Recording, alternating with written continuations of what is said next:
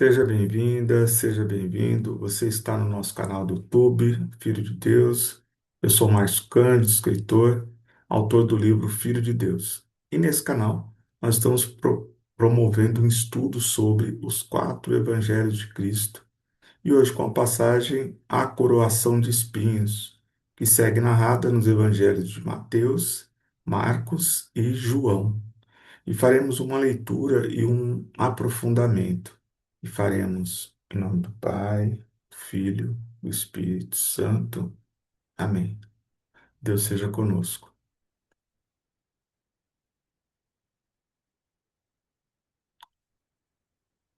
Mateus, capítulo 27, versículo de 27 a 29. Em seguida, os soldados do governador, levando Jesus para o pretório, reuniram contra ele toda a corte. Despiram-no e puseram-lhe uma capa escarlate. Depois, tecendo uma coroa de espinhos, puseram-lhe na cabeça e um caniço na mão direita. E, ajoelhando-se diante dele, diziam-lhe, caçoando: Salve, Rei dos Judeus! E, cuspindo nele, tomavam o caniço e batiam-lhe na cabeça. Depois de caçoarem dele, despiram-lhe a capa escarlate e tornaram a vesti-lo com as suas próprias vestes e levaram-no para o crucificar. Então, essa é a narrativa do Evangelho de Mateus sobre a coroação de espinhos. Agora vamos à narrativa de Marcos sobre a mesma passagem. Marcos, capítulo 15, versículo de 16 a 20. Os soldados o levaram para o interior do palácio, que é o pretório, e convocaram toda a corte. Em seguida, vestiram-no de púrpura e, tecendo uma coroa de espinhos, lhe impuseram, e começaram a saudá-lo. Salve, Rei dos Judeus! E batiam-lhe na cabeça com o caniço, cuspiam nele e de joelhos o adoravam. Depois de caçoarem dele, despiram-lhe a púrpura e tornaram a vesti-lo com as suas próprias vestes. Então, essa é a narrativa do Evangelho de Marcos sobre a coroação de espinhos. Agora vamos à narrativa do Evangelho de João. João, capítulo 19, versículo de 1 a 3. Pilatos, então, tomou Jesus e o mandou flagelar. Os soldados, tecendo uma coroa de espinhos, puseram-lhe na cabeça e jogaram sobre ele um manto de púrpura. Aproximando-se dele, diziam: Salve, Rei dos Judeus! E o esbofeteavam. Então, essa é a narrativa do Evangelho de João sobre a coroação de espinhos.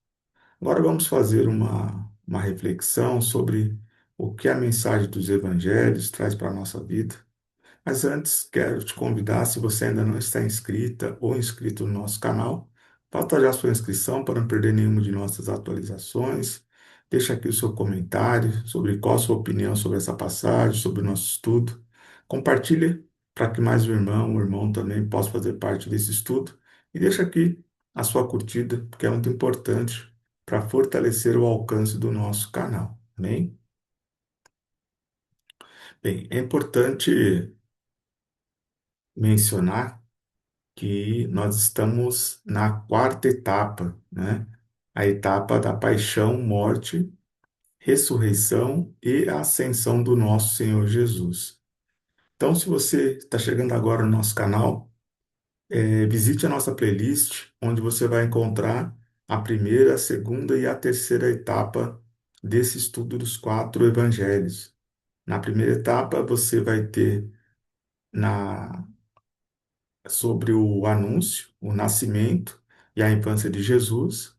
Na segunda etapa, o princípio da missão de Jesus, que vai da pregação de João Batista até o primeiro milagre, e depois o ministério de Jesus na terceira etapa, que segue dividido em três fases: o ministério de Jesus na Galiléia, na Judéia e em Jerusalém. E ali você pode, se quiser, até assistir na sequência, né? Bem, aqui nós estamos naquelas etapas mais cruciais, né? Então nós já passamos pelo julgamento e agora Jesus, ele é imposto a ele a coroa de espinhos, né? Então, quando se coloca uma capa escarlate, né? Escarlate é vermelho, né? Foi a capa de um soldado. O objetivo é de zombaria, né? Assim como você que acompanhou aqui no nosso canal, ou que faz seus estudos na sua comunidade ou em casa, você viu que quando Jesus ficou perante Herodes, ele colocou um manto brilhante, né? Uma vez que Jesus reivindicava, não ele, né? Mas as notícias eram de que Jesus era o rei dos judeus, né? Então, como forma de escárnio, Herodes colocou um manto brilhante. E aqui os soldados também, para zombar de Jesus, colocam uma capa escarlate, né? Ou seja, querendo definir uma realeza, mas com origem na zombaria.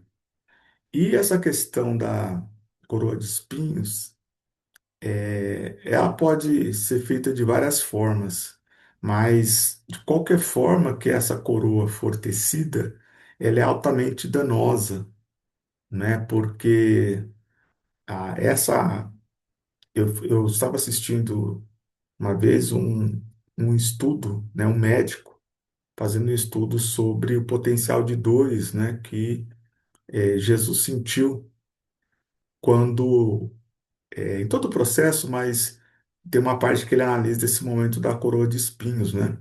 Porque essa região aqui da nossa cabeça, ela é cheia de pontos muito sensíveis, né? Então a parte do corpo que tem mais pontos de dor, que causam dor profunda, é justamente aqui na cabeça, né? Porque essa coroa, sendo de espinhos, os espinhos, né, as pontas dos espinhos, elas irão perfurar toda essa região, causando uma dor insuportável, né? E há quem avalie que, e é claro, veja, estou falando aqui, não é uma contestação, tá? Estou falando uma possibilidade. Esse momento da coroação, de colocar um manto, né, de colocar um caniço, né, uma vara de bambu, enfim, como se fosse um cajado, era um momento de zombaria. Não quer dizer necessariamente que Jesus ele fez o seu percurso com a coroa na cabeça, né? Seria uma hora de trajeto de muita dor, né? Uma dor enlouquecedora ali para Jesus, né? Todos os filmes, né? Todos os relatos, as imagens, elas passam Jesus, né, com a coroa de espinhos carregando a sua própria cruz.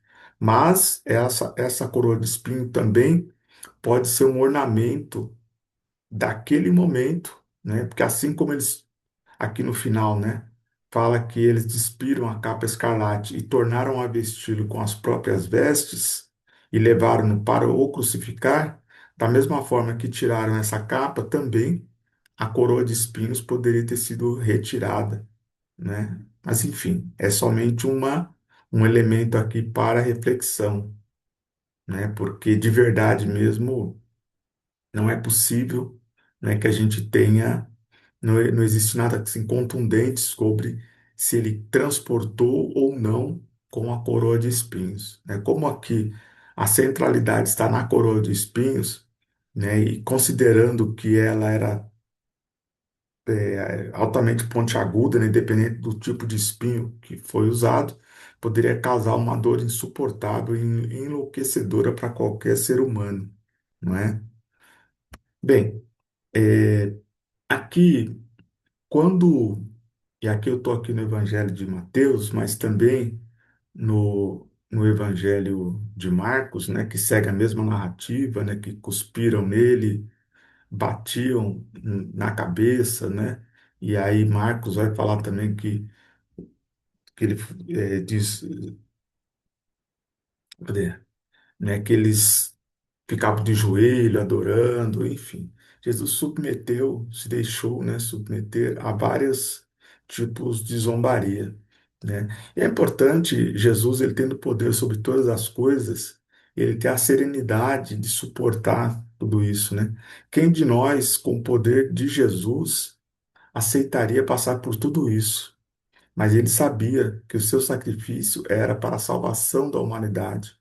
Portanto, nosso Senhor nos amou até o fim, né? Ele cumpriu integralmente como um cordeiro, né, que se dirige ao matadouro, né? Ele cumpriu até o fim o seu propósito, que era pela salvação da nossa humanidade, pela nossa salvação, né, pela redenção dos nossos pecados. Nosso Senhor submeteu a todo esse processo. E João, ele é o único que coloca a questão que Jesus foi flagelado nessa etapa da coroação de espinhos, né? Dentro, digo, dentro dessa etapa. E aí ele faz uma narrativa mais curta, né, do que os outros, mas trazendo todos os elementos, só acrescentando que ele foi também esbofeteado, né? Enfim, na verdade, era um momento ali que Jesus ele estava refém ali, né, da zombaria dos soldados ali, que não acreditavam, né? Porque como um homem com a capacidade de fazer tantos sinais não reagia, né? Mas Jesus ele sabia, né, da sua responsabilidade, que ele estava ali a serviço do projeto do Pai, né? E pela salvação da humanidade, portanto, ele nos amou até o fim, né? Então essa aqui é a narrativa sobre a coroação de espinhos e que a gente nunca se esqueça das dores que Jesus suportou pela salvação da humanidade. Não porque a gente mereça, que nós não merecemos um pingo de sangue derramado pelo nosso Senhor. Não somos dignos, mas ele sabia que esse sacrifício era para nossa libertação e nos amou até o fim. Portanto, tenha dignidade e respeite o sangue e o sofrimento de Jesus para que nós possamos seguir adiante pela libertação dos nossos pecados e para que um dia a gente seja digno ou pelo menos faça a nossa vida valer a pena, né? Talvez a altura da dignidade de merecer tudo isso nós nunca teremos, mas que a gente faça a nossa vida valer a pena, né? Não viva por viver, né? Respeite tudo aquilo que nosso Senhor fez. Tire a dúvida do seu coração e coloque mais fé para que a sua vida seja agradável a Deus, que ela possa transmitir luz e não escuridão na vida das pessoas, que ela possa ser transformadora para o mundo. Então, viva a cada instante na presença de Deus e faça valer a pena todo sofrimento, todo martírio de Jesus pela redenção dos nossos pecados. Amém? Muita paz, muita luz no seu caminho. Fiquem com Deus.